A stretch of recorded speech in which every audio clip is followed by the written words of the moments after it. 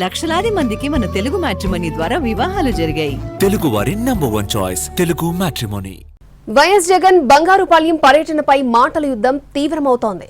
రాజకీయ ఉనికి కోసమే పరామర్శ అంటూ టీడీపీ విమర్శిస్తూ ఉంటే జగన్ పై దాడికి కూటమి ప్రభుత్వం కుట్ర పన్నుతోందని వైసీపీ ఆరోపించింది.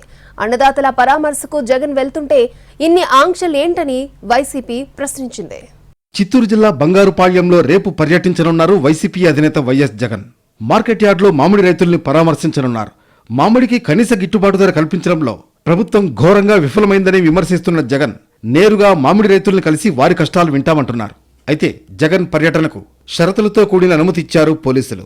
బంగారుపాళ్యం మార్కెట్ యార్డ్ చిన్నది కావడంతో 500 మందికి మాత్రమే పర్మిషన్ ఇచ్చారు.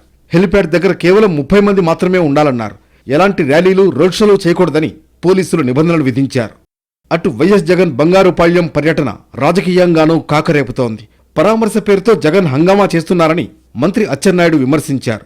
ప్రభుత్వం రైతులకు ఎన్నో మేళ్లు చేస్తున్నా రాజకీయ ఉనికి కోసం ఇలాంటి కార్యక్రమాలు చేస్తున్నారని అన్నారు.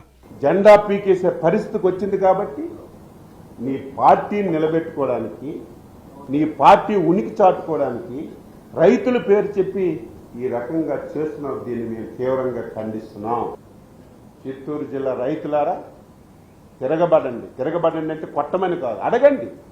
ప్రభుత్వం ఇంత మంచి పని చేస్తుంటే కావాలని ఎందుకు ఇలాగ చేస్తున్నారని మీరు ప్రశ్నించకపోతే ప్రజాస్వామ్యానికే నష్టం జరుగుతుంది. బంగారుపాళ్యంలో మామిడి రైతుల్ని పరామర్శించేందుకు వస్తున్న వైఎస్ జగన్ పై దాడి చేయడానికి కూటమి ప్రభుత్వం కుట్ర పన్నిందని ఆరోపించారు తిరుపతి జిల్లా వైసీపీ అధ్యక్షుడు భూమన కరుణాకర్ రెడ్డి. శాంతి భద్రతలకు విఘాతం కలిగించేలా కూటమి ఎమ్మెల్యేలు వ్యూహరచన చేస్తున్నారని తీవ్ర విమర్శలు చేశారు. ఈ కుట్రలకు పోలీసులు చెక్ పెట్టాలని, జగన్ పర్యటన శాంతియుతంగా జరిగేలా చూడాలని కోరారు.